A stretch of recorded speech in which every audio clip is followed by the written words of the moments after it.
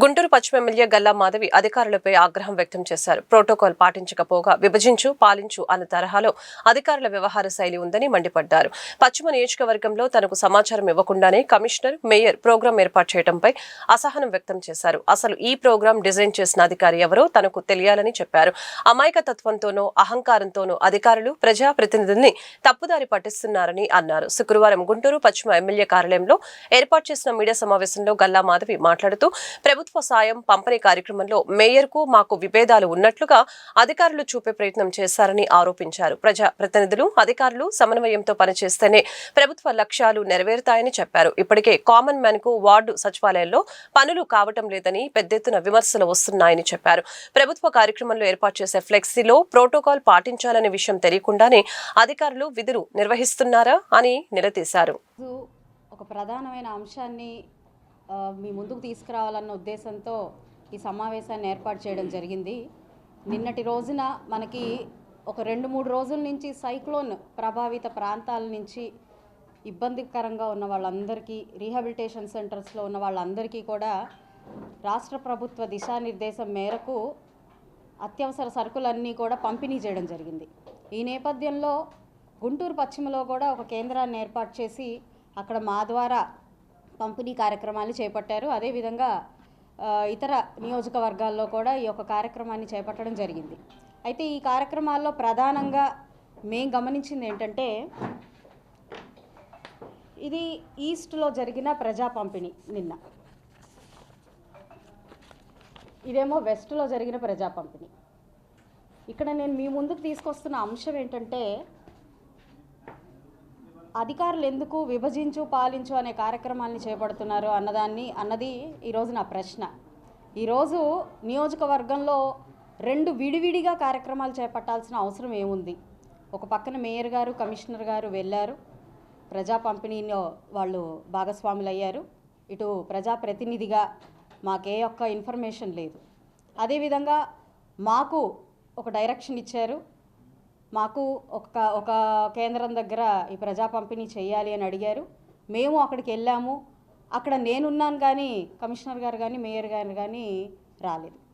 బ్యానర్లు తీసుకుంటే వెనకాల బ్యానర్లు కట్టారు. ఈరోజు ప్రజాప్రతినిధులు బ్యానర్లో ఉన్న ప్రోటోకాల్నే చూసుకోవాలా, లేకపోతే వస్తున్న అధికారులను చూసుకోవాలా, లేదంటే దీన్ని ఏ విధంగా డిజైన్ చేస్తున్నారు అన్నది ప్లాను మేమే చూసుకోవాలా అన్నది ఇక్కడ పెద్ద క్వశ్చన్ అయిపోతుంది. మరి ఆ రోజు మేమున్న నిన్నటి రోజున ఉన్న హడావిడిలో అక్కడ ఎలా ఏర్పాట్లు జరిగాయి, ఏం ఏర్పాట్లు జరిగాయి, ఎవరికి ఇన్ఫర్మేషన్ అందింది, ఎవరికి ఇన్ఫర్మేషన్ తెలీదు అన్న సంగతి ప్రజాప్రతినిధులుగా మాకు ఐడియా ఉండదు. కానీ కార్యక్రమం అయిపోయిన తర్వాత మాత్రం సామాజిక మాధ్యమాల్లో అనేక రకాలైన పోస్టులు, అనేక రకాలైన ఫోటోలు మనకి తిరుగుతూ ఉన్నాయి. వాటిల్లో భాగంగానే ఈరోజు ఇవి నేను చూసినప్పుడు చాలా చాలా ఇబ్బందిగా, చాలా బాధగా అనిపించింది నాకు.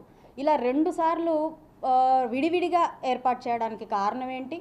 అదేవిధంగా బ్యానర్లో మేయర్ గారు పంపిణీ చేస్తున్న బ్యానర్లో ఎంపీ గారు కానీ, స్థానిక ఎమ్మెల్యే గారు కానీ లేరు.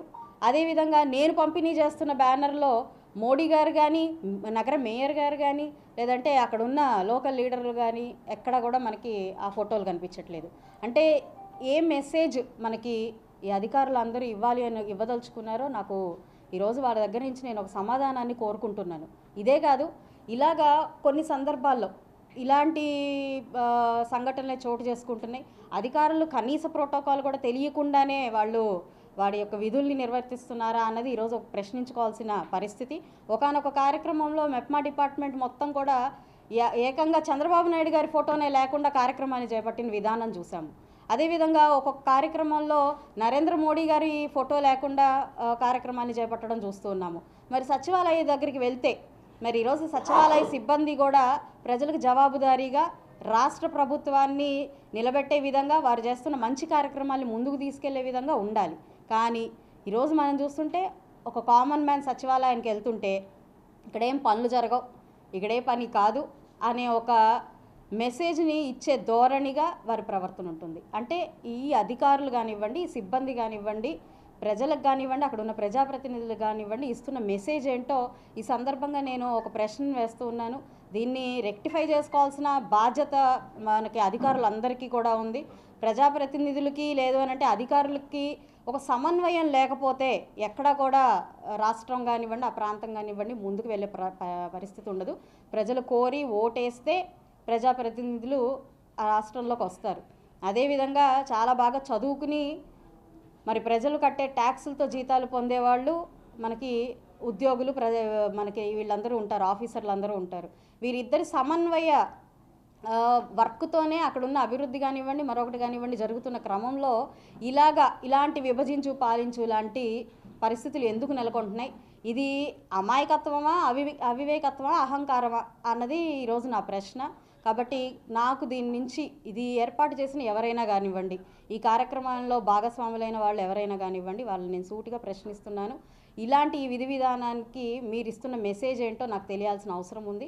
మరి మాకు ఎలాంటి ప్రశ్నలు ఉత్పన్నం అవుతాయంటే, మీరేంటి కలుపుకొని వెళ్ళట్లేదు, లేదంటే మీరేంటి ఐకమత్యంగా లేరు, మీరేంటి ఎక్కడ ఎవరిని కన్సిడర్ చేయట్లేదు అనే మాటలు నేను వినాల్సి వస్తుంది. అది ఈరోజు మరి మాకు తెలియకుండానే జరుగుతున్న ఈ పరిణామాల్ని మరి ఏ విధంగా తీసుకెళ్లాలో ఒక ప్రశ్నగా మిగిలిపోతూ ఉంది. కాబట్టి అధికారులు దీనికి నాకు ఒక కరెక్ట్ ఆన్సర్ ఇవ్వాల్సిందిగా నేను అందరినీ కోరుకుంటూ, మీడియా ద్వారా ఇదంతా మనకి అధికారులకు కానివ్వండి, ఇటు ప్రజలకు కానివ్వండి, కార్యకర్తలకు కానివ్వండి తెలియాల్సిన అవసరం ఉంది. కాబట్టి ఈ యొక్క సమావేశాన్ని ఏర్పాటు చేసి మీ ద్వారా నేను తెలియపరచాలి అని అనుకున్నాను. దానికి ఆహ్వానం మేరకు వచ్చిన మీడియా ప్రతినిధులందరికీ, మిత్రులందరికీ కూడా పేరు పేరున నమస్కారం. మేడం, అంటే అధికారుల సమన్వయ లోపం కనుక ఎవరైనా ఇతర పార్టీ నేతలు ఉన్నారా, లేదంటే మన పార్టీలో ఉన్నటువంటి నేతలే అనుకుంటే ఏదంతా నడిపిస్తున్నారంటారా?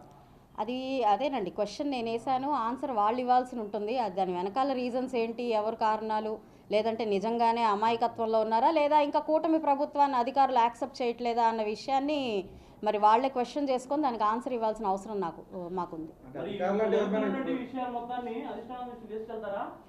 ఈ అధిష్టానం దాకా వెళ్ళడం కోసం మాత్రమే ఈరోజు ఈ మీడియా సమావేశాన్ని ఏర్పాటు చేశానండి. నేను అధికారులు అని అంటే ప్రతి డిపార్ట్మెంట్లో చూస్తున్నామండి. ఇందాక నేను మెప్మా గురించి చెప్పాను. అంతా మరి మెప్మా డిపార్ట్మెంట్లో చేస్తూ నారా చంద్రబాబు నాయుడు గారి ఫోటో లేకుండా కార్యక్రమాన్ని చేపట్టడం కానివ్వండి, మరి మోడీ గారి ఫోటో లేకుండా కొన్ని కార్యక్రమాలు చేపట్టడం, అది అంటే అంత మర్చిపోయి ఎంత ఉన్న పళంగా చేస్తున్నా కూడా నేను అడిగినప్పుడు వారు ఇచ్చే సమాధానం ఏంటంటే హడావిడి అయిపోయిందండి. హడావిడి అయిపోయినంత మాత్రాన మనకి నాయకుల్ని మర్చిపోతున్నామా, స్థానికంగా ఉన్న ప్రజాప్రతినిధులు మర్చిపోతున్నామా అన్నది ఇక్కడ ప్రశ్న. 2 సార్లుగా అసలు ఒక కార్యక్రమాన్ని చేయాల్సిన అవసరమే ఉంది.